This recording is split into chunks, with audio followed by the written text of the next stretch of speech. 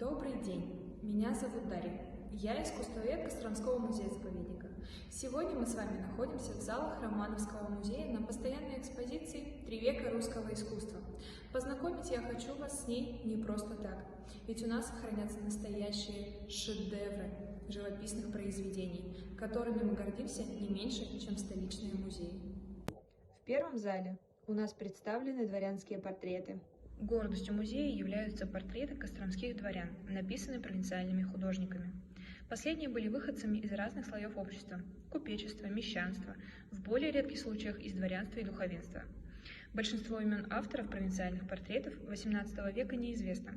В экспозицию включены фамильные портреты XVIII и начала XIX столетий, поступившие в фонд музея из дворянских усадеб Катениных, Куприяновых, Бирюковых и других.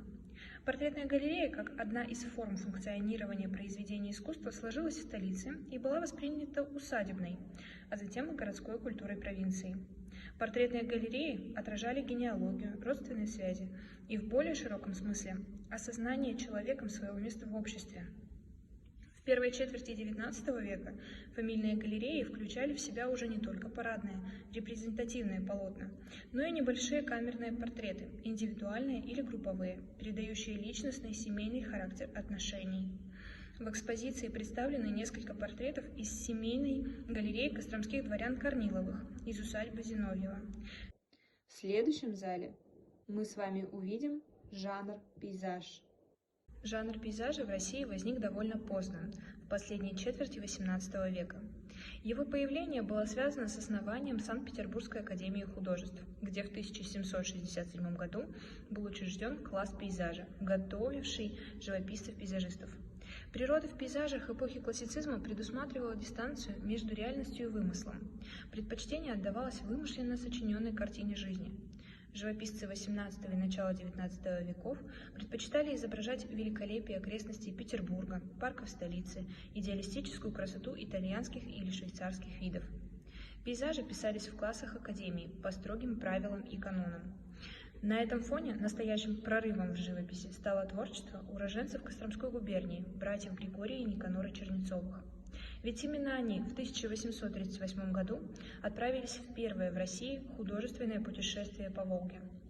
На нашей экспозиции широко представлен этот жанр произведениями целой плеяды русских живописцев, таких как Алексей Саврасов, Исаак Левитан, Иван Шишкин, Иван Айвазовский и других.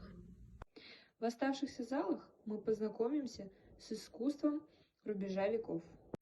В 1910-30-е годы в русском искусстве получает свое развитие сложное, разнородное и противоречивое направление авангард. Оно отражало экспериментальные инноваторские идеи своего времени.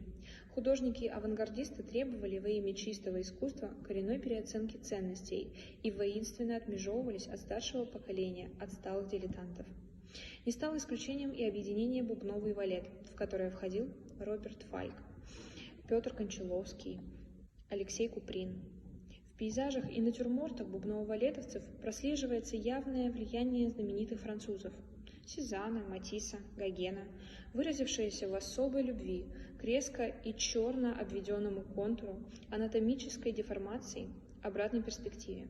Предпочтение отдавалось геометрическому восприятию природы.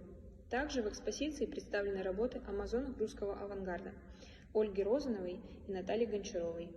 В следующих сюжетах я расскажу вам более подробно о некоторых наших произведениях, которые хранятся в фондах Костромского музея-заповедника и входят в состав нашей постоянной экспозиции. До новых встреч!